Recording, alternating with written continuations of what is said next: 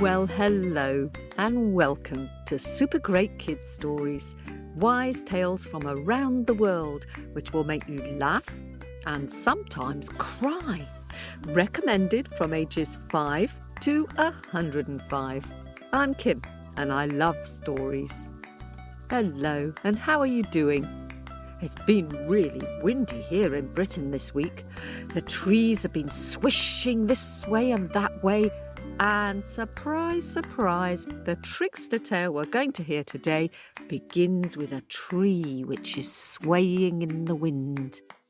The story is a Native American trickster tale. The trickster in this story is Coyote. Do any of you remember what a coyote is? That's right, it's a bit like a cross between a wolf and a wild dog. Coyote is very curious and he's always getting into trouble. Now, here's a challenge for those of you who've been listening to Super Great Kids Stories for over a year, since last January. Can you remember another Super Great Kids story which has a coyote in it? There's only one, and it was told by Toop. And if you can't remember, then why don't you see how many Super Great Kids trickster stories you can think of while we have a quick word with the grown-ups. Hello, Super Great Kids, I'm back. Did you think of another story with Coyote in it, did you? Yes, it was Coyote and Baby Turtle. Well done if you remembered it. And as for trickster stories, I wonder how many you could think of. Here are a few which I've written down earlier. Kojo the rabbit, Anansi and the tree with a face, Loki the trickster and the god of thunder, the race between donkey and toad, Anansi and the drum of common sense, Anansi and the hot pepper soup, the fox and the foolish fishes, a fearsome creature in the house, the parrot's advice, and Don the giant. Wow, that's about 10. I wonder how many you remembered. Shall we start the story? The storyteller this week is the wonderful Emily Hennessey. She's telling a Native American tale about Coyote and a big old tree. The tale was inspired by stories from Peter Bluecloud, who was a Mohawk from the Turtle Clan. Are you ready? Here's Emily. Mouth open. Story jump out. Coyote was going along and going along and going along and going along. Part man, part dog, part God. He made his way through the forest, following a little path between the trees, and he walked and he walked and he walked until he came to a clearing. And in this clearing there was a huge cedar tree. Coyote watched as the wind blew. 'Cause as the wind blew, the tree swayed. The trunk of the tree opened. Coyote watched, and the wind blew, and the tree swayed again, and the trunk closed. The wind blew, the tree swayed, the trunk opened. And this time, when Coyote stepped closer to see, there was a great, big, empty hole inside that trunk. The wind blew, the tree swayed, the trunk closed. The wind blew, the tree swayed, the trunk opened, and Coyote saw a game. He leapt into the trunk, into that hole, and ha! Tree, close, he cried. The wind blew, the tree swayed, the trunk closed. Tree, open, he cried. The wind blew, the tree swayed, the trunk opened. Tree, close! The wind blew, the tree swayed, the trunk closed. Tree, open, he cried. The wind did not blow. The tree did not sway. The trunk did not open. "I said, tree, open!" he cried. "Tree? Hello? Wind? Hello? Ugh, I'm stuck. Oh, I'm completely stuck." Coyote kicked, and he pushed, and he shoved, and he scratched, and he clawed, but it was no good. That trunk would not open. He was completely trapped inside. "Oh, what am I going to do?" Oh, Coyote had an idea. He didn't know what to do, but he knew who would. His 3 sisters, who happened to be 3 little red berries who happened to live inside Coyote's tummy.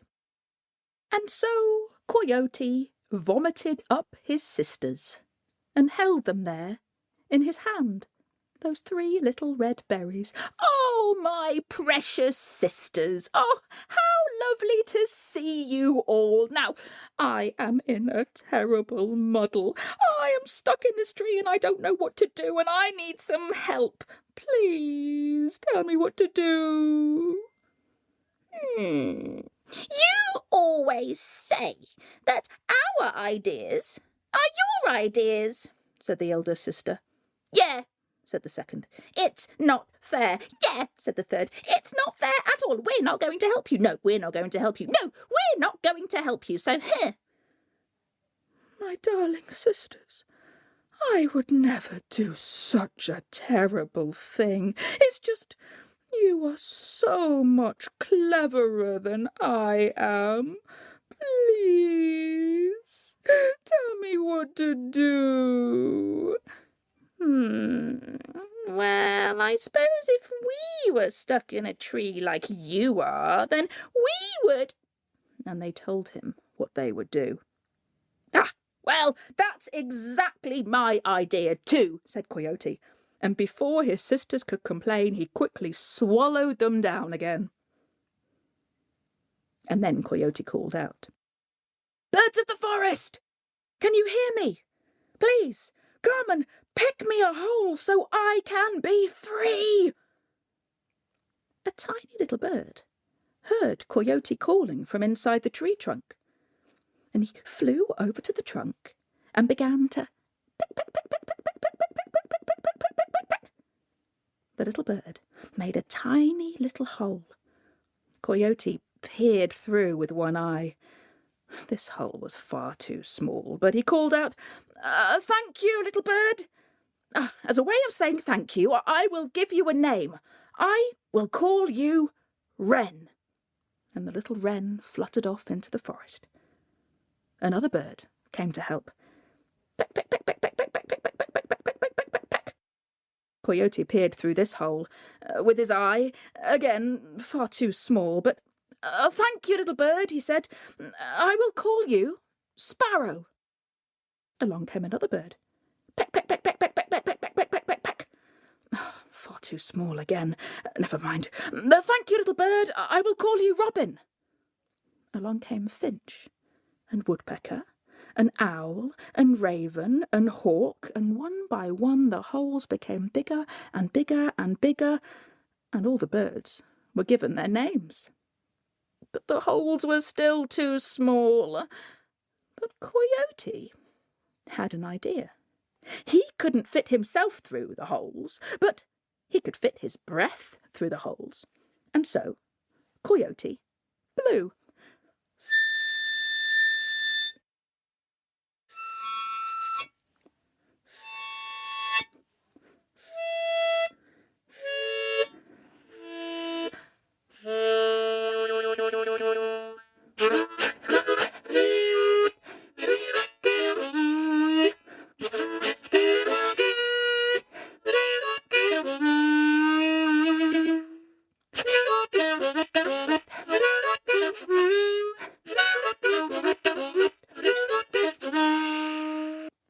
Coyote was having so much fun blowing through the holes that he didn't realise. He blew so hard, he blew his ears through.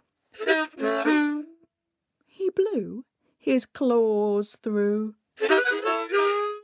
He blew his paws through. He blew his tail through. He blew his stomach through. He blew his eyes through. He blew his legs through. He blew his whole body in bits through the holes. Until there he was, lying in pieces on the forest floor. And so Coyote pieced himself back together again, his legs and his stomach and his tail and his paws and his claws and his ears and his eyes. His eyes were missing. He'd pieced the whole of himself back together again, but he couldn't find his eyes. And so he crawled around on the ground, feeling for them.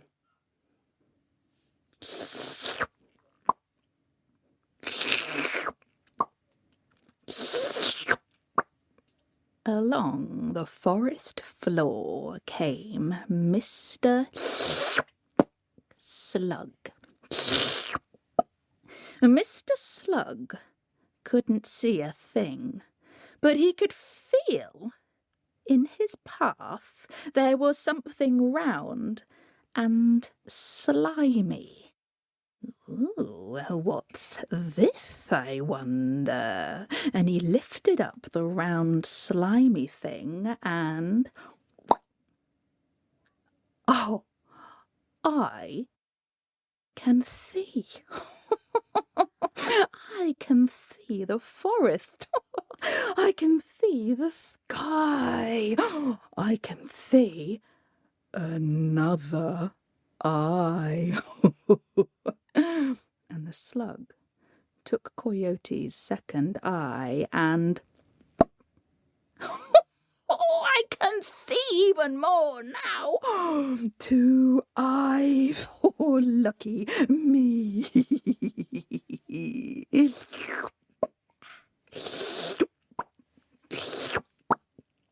And then Mr. Slug saw Coyote crawling around on the forest floor looking for something. Ah, hello, Coyote. I see. I used to be blind as well, Coyote, just like you, but now I have my eyes. No, said Coyote, realizing what had happened. I'm using my magic eyes. And that's right, I'm using my magic eyes to look for the earth spirits of the forest floor. The earth spirits? What are the earth spirits? Well, they're amazing, said Coyote, but you'll never be able to see them with those normal eyes. No. You need magic eyes like I've got to be able to see the earth spirits. I tell you what, Slug, I feel a bit sorry for you not being able to see the earth spirits, so why don't we, just for a minute or two, swap our eyes so that you can see the earth spirits too? Oh, well, that's a very good idea, said the Slug. And so the Slug took out his new eyes and gave them to Coyote. "Ha! Now I am whole again," said Coyote. "Thanks, Slug." And before Slug had the chance to realise what had happened, Coyote had disappeared off through the forest. And so, from that day to this, the Slug remains blind, and the birds of the forest all have their names.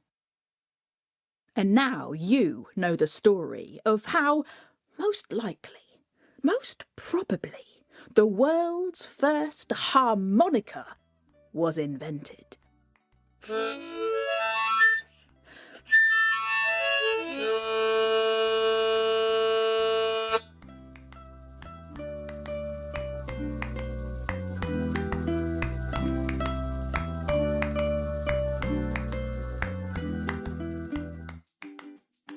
Thanks to Emily Hennessey for that story, and thank you for listening.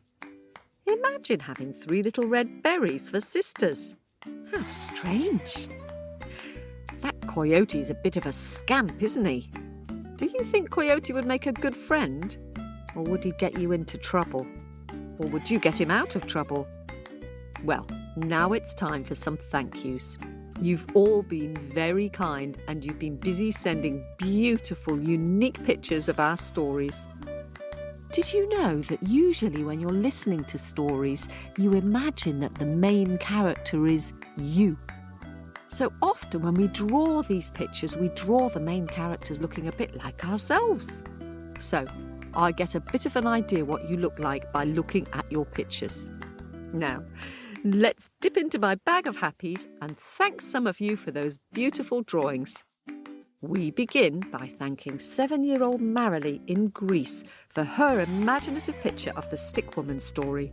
It's full of energy and fun. I love the way the Stick Woman is wearing the pumpkin like a dress, and that the trees and plants all look like people, and some are even wearing sunglasses. Exciting to hear from someone from Greece, Marilee. Thank you. And staying in Greece, Marilee's 4-year-old sister Iris sent a picture of a very happy long-eared donkey from Donkey's Band and the Big Bad Robbers. Thanks so much for your lovely painting, Iris. I'd want to be friends with your donkey if I met him. Hurrah! And thanks to 6-year-old Sydney, who sent 2 magical drawings of how the birds got their colours and Tramp and the Boots.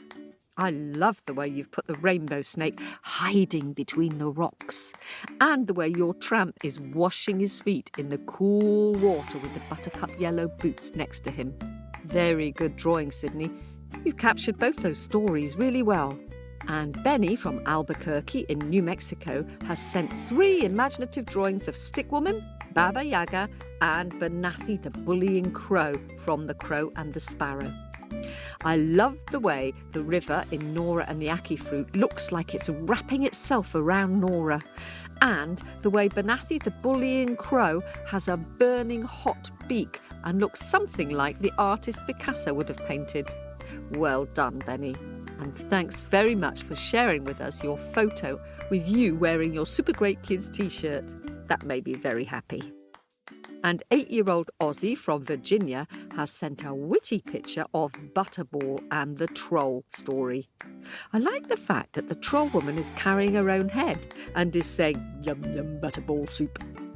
And Butterball is sort of off the picture shouting, "Yum, troll daughter soup." It's very witty. Thanks for sharing it.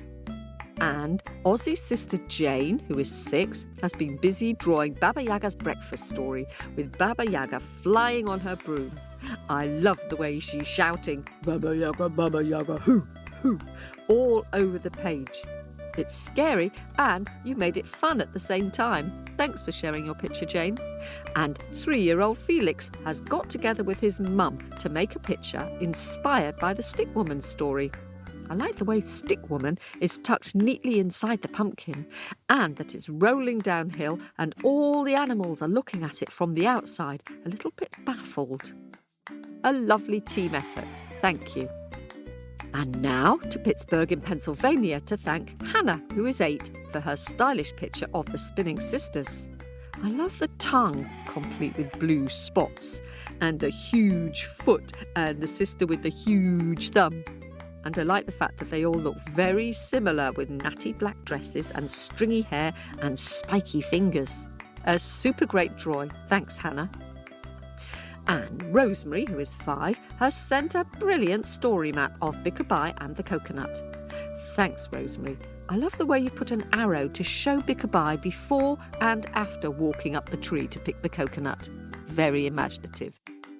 And Emma Lynn has drawn a very happy picture of the Snake Sisters with a bright sunshine and the little blue serpent slithering along the sand next to her sister.